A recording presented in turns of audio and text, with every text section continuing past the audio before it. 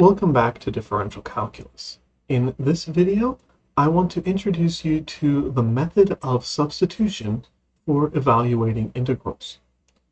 This is by far the most useful technique of integration. If there's one thing you know about integration, well, if there's one thing you know, it should be the integration rules we talked about a couple of videos ago. If there's one other thing that you know, it should be the method of substitution. Let me get my head out of the way and let's dive in.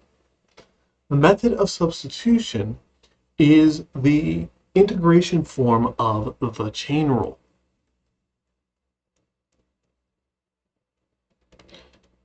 Remember that the chain rule says that the derivative with respect to x of some function f evaluated at some function u of x is f prime evaluated at the same u of x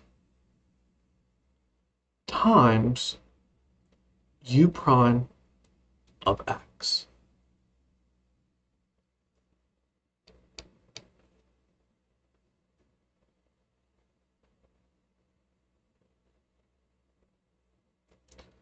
Another way of thinking about this is a change of variables.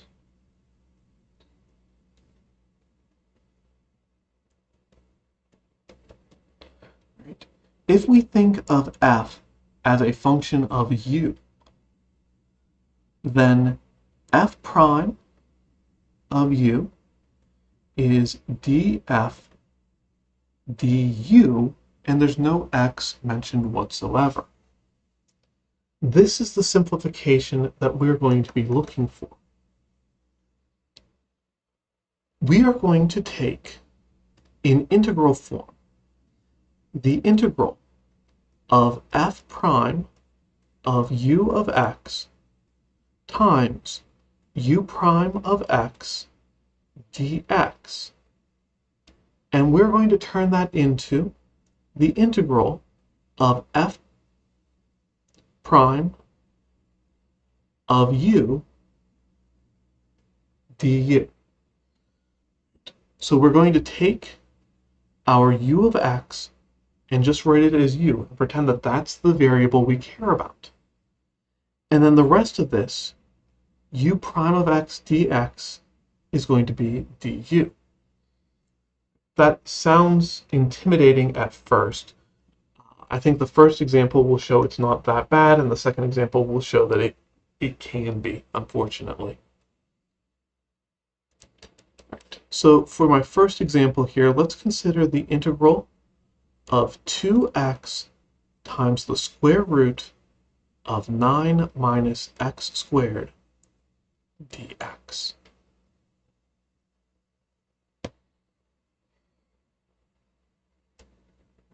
This is an ugly mess. This is not something that we can just look at directly and integrate.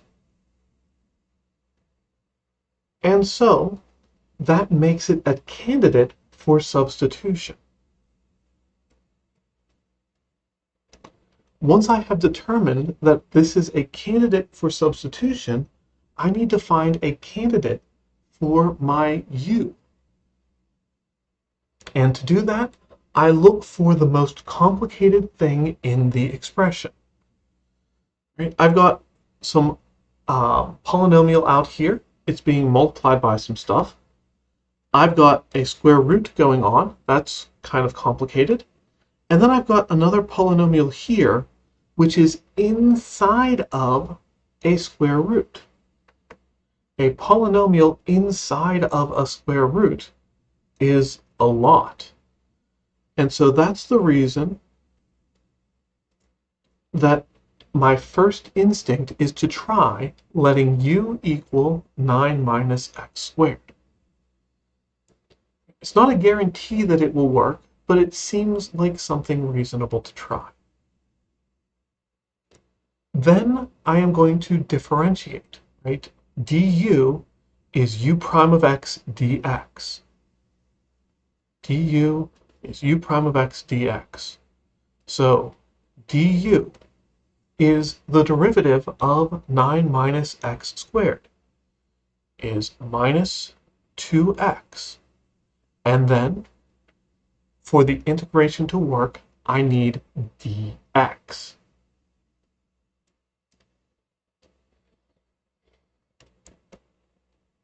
A bit of an aside before I continue onward. Very often, you will find sources that talk about finding, well, this is just du dx, and then multiply both sides of the equation by dx to get the differential form.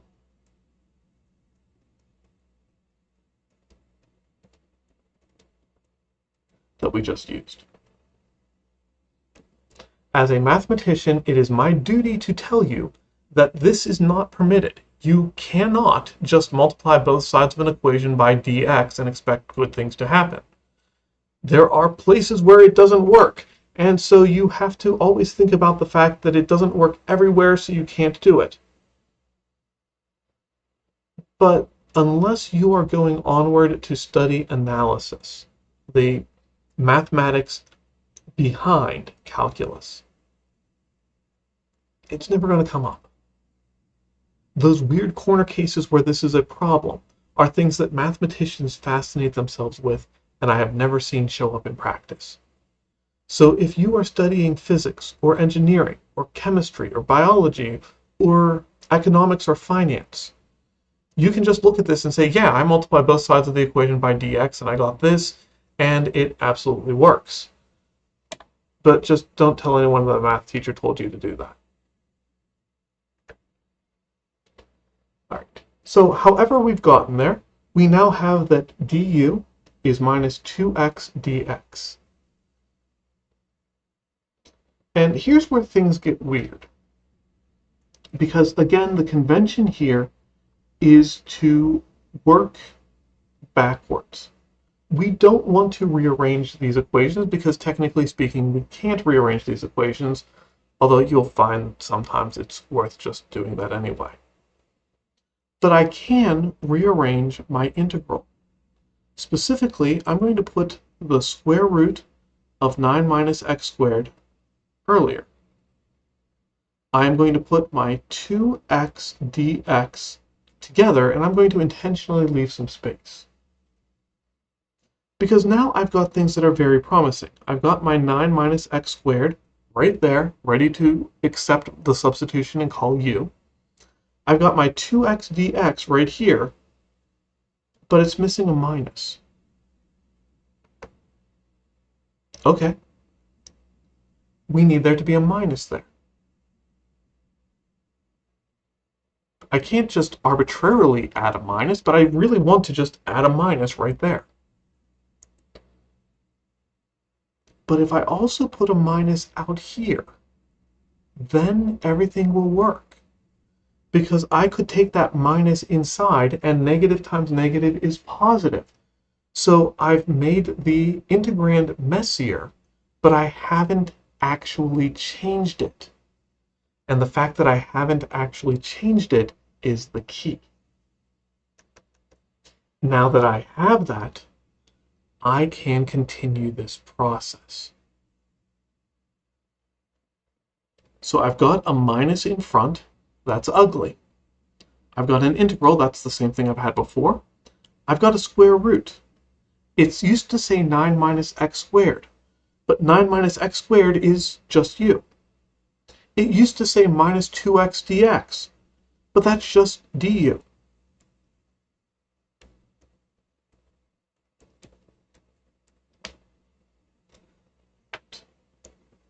And if I rewrite my square root as u to the 1/2 power, then I can use the power rule in order to figure this out.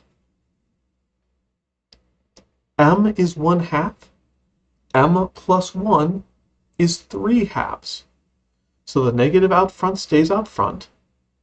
I'm going to have 1 over 3/2 times u to the 3/2 power. And then I just did some integrals, so there's going to be plus a constant of integration. Cleaning this up, 1 over 3/2 is just 2/3. And then one last step. U is something that I invented, and I don't want to leave U. So I have to bring back in X. Luckily, in this case, bringing back in X is fairly straightforward. The minus stays a minus, the 2/3 stays a 2/3. U now becomes 9 minus X squared. It still is raised to the 3/2 power, and there's still an arbitrary constant of integration. And you cannot simplify 3/2 power, so that's it. That's where the situation ends. We have integrated 2x times the square root of 9 minus x squared dx. We got 2/3 times 9 minus x squared to the 3/2 power plus an arbitrary constant of integration. If you are so inclined, you can work backwards to double check that that is in fact the right result. If you are not so inclined, then we can just move on to the next problem. The other thing that I want to look at here is a definite integral. So let's consider the definite integral. Let's go from 0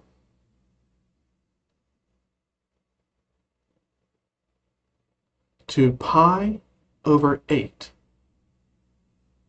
of the cosine of 4x dx. And that dx should be outside of the parentheses, not inside the parentheses. That looks better.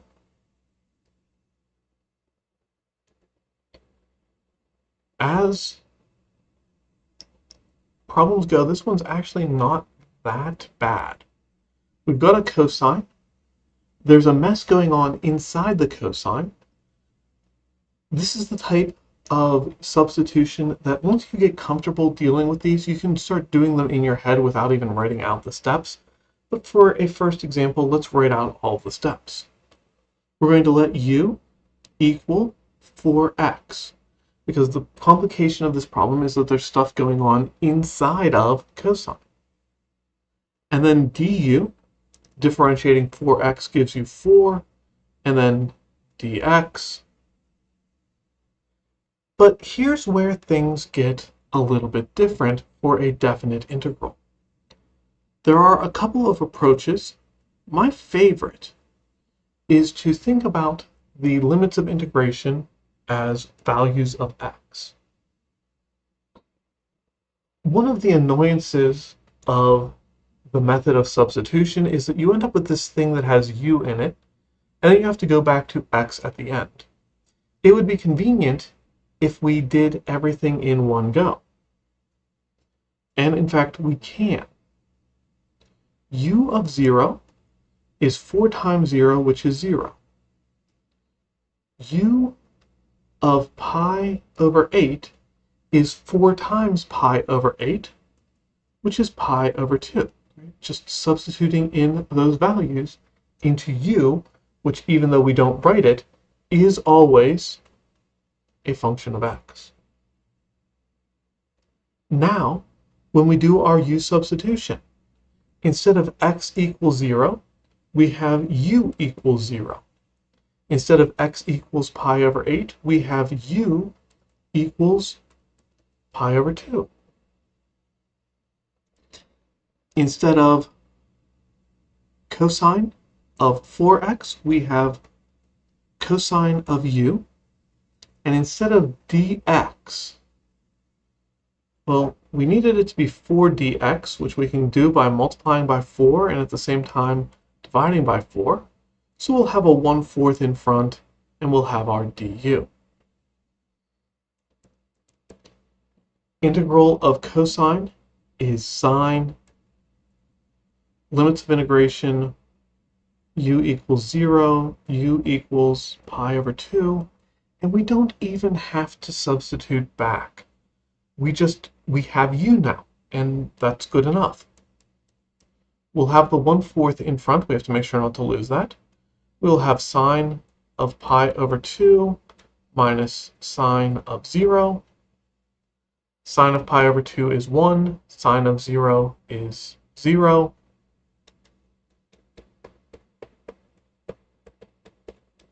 I'm a little bit out of space, so let me go across here and get that the final result is 1/4.